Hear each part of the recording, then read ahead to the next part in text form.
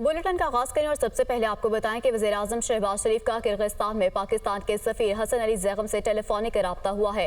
पाकिस्तानी तलबा को वापस लाने वाले खसूसी तैयारे के हवाले से ज़रूरी इंतजाम करने की हिदायत की गई।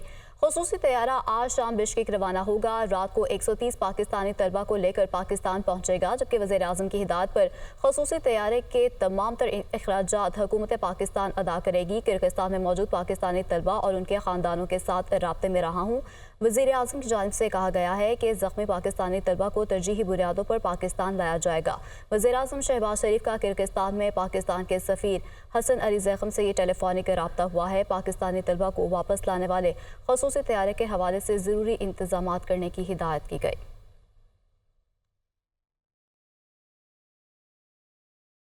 नायब वज़ीर-ए-आज़म और वज़ीर ख़ारजा इसहाक डार ने कहा है कि किर्गिस्तान में सिर्फ पाकिस्तानी नहीं, दीगर ममालिक के तलबा भी थे। भारत, बांग्लादेश और अरब ममालिक के तलबा पर भी हमला किया गया। हमले गलत फहमी की बिना पर हुए। तलबा को बिठा कर मसला हल कर दिया गया है। 3 परवाज़ों के जरिए मजीद 540 तलबा को वापस लाया जाएगा। सोशल मीडिया के जरिए लोगों के जज्बात को भड़काया जा रहा है। किर्गिज़ हुकाम का कहना है कि पेड ब्लॉगर्स अफवाहें फैला रहे हैं। वो लाहौर में न्यूज़ कॉन्फ्रेंस कर रहे थे। 3 कमर्शियल फ़्लाइट्स, स्पेशल फ़्लाइट्स का अरेंजमेंट है।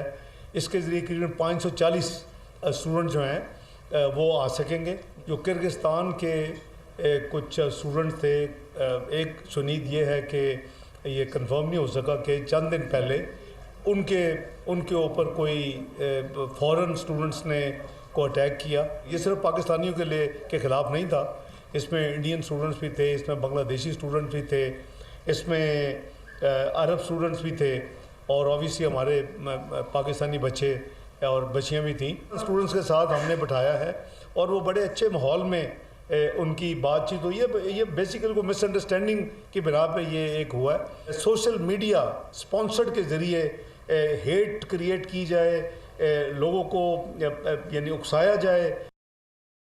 तो दूसरी जानिब वफाकी वज़ीर इत्तलात अता तारिर ने कहा है कि किसी तलबा से कोई ज्यादती हुई, ना कोई पाकिस्तानी जमभक हुआ है। जख्मी होने वाले पाकिस्तानी तलबा की हालत खतरे से बाहर है। मकामी और अरब ममालिक के तलबा के दरमियान तनाज़ा था। हमले का हदफ पाकिस्तानी तलबा नहीं थे। ये वाक़या जैसे ही हुआ हमने फौरी तौर पर सफ़ीर से रब्ता किया है। उनकी जानिब से मज़ीद ये भी कहा गया कि सफ़ीर ने फौरी तौर पर तलबा की खबरगिरी की। हुकूमत की मशीनरी इस मामले को अच्छे तरीके से देख रही है कि कोई पाकिस्तानी तालिब इल्म इसमें ना तो हलाक हुआ है, ना किसी फीमेल स्टूडेंट के साथ कोई ज्यादती हुई है। 6 स्टूडेंट्स हैं जो 3 हस्पतालों में, मुख्तलिफ हस्पतालों में ज़ेर इलाज हैं। उनके नाम भी मौजूद हैं, तफसीलात भी मौजूद हैं, वो स्टेबल भी हैं। सफ़ीर ने उनसे रब्ता भी कर लिया है, उनके ख़ानदान से भी रब्ता है। इस सिचुएशन में जब ये 2 स्टूडेंट ग्रुपों के दरमियान क्लैश हुआ तो ये पाकिस्तानी स्टूडेंट्स का टारगेट नहीं थे, ये वहाँ के मकामी स्टूडेंट्स और किसी अरब मुल्क के स्टूडेंट्स के दरमियान क्लैश था, जिसकी जद में बाकी स्टूडेंट्स आए। तो ये पाकिस्तान के खिलाफ कोई टारगेटेड चीज़ नहीं थी, पाकिस्तानी तलबा के खिलाफ कोई टारगेटेड चीज़ नहीं थी। जब ये वाक़या जैसे ही पेश आया, वज़ीर-ए-आज़म साहब का दफ्तर, वज़ारत ख़ारजा फौरी तौर पर हरकत में आए। इसमें 1 सेकंड का भी कोई डिले नहीं था कि एम्बेसडर साहब से वहाँ रब्ता कायम किया गया। मैं एम्बेसडर साहब को भी सलाम पेश करता हूँ, जो अस्पतालों में गए, जो हॉस्टल्स में गए, जिन्होंने स्टूडेंट्स की तीमारदारी की, उनके हालात मालूम किए। पूरी हुकूमत की मशीनरी देख रही है। हर पाकिस्तानी शहरी की हिफाजत इस हुकूमत के ज़िम्मे है। किसी पाकिस्तानी को गैर महफूज नहीं होने देंगे। किर्गिस्तान के दारुल हुकूमत बिश्केक से पहली परवाज़ की लाहौर आमद। परवाज़ के जरिए 30 तलबा समेत 180 मुसाफिर लाहौर एयरपोर्ट पहुंचे। वफाकी वज़ीर दाखिला मोहसिन नकवी ने बिश्केक से आने वाले मुसाफिरों का इस्तकबाल किया। Chief operating officer Lahore airport और दीगर आला हुकाम भी मौजूद थे।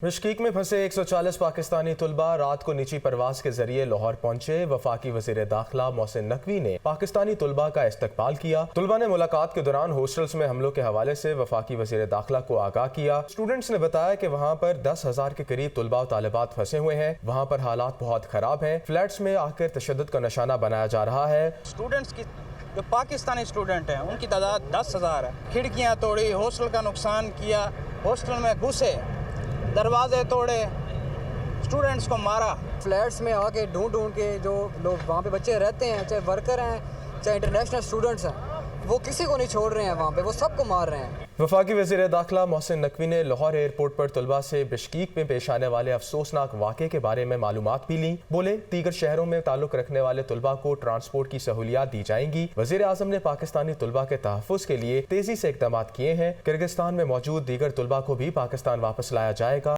पीपल्स पार्टी और MQM में सिंध असेंबली की कायमा कमेटियों की चेयरमैनशिप के मामले पर डेडलॉक बरकरार है। ज़राए की जानिब से बताया गया है कि पीपल्स पार्टी ने MQM को अहम सूबाई महकमों की कायमा कमेटियों की चेयरमैनशिप ना देने का पैगाम दिया है।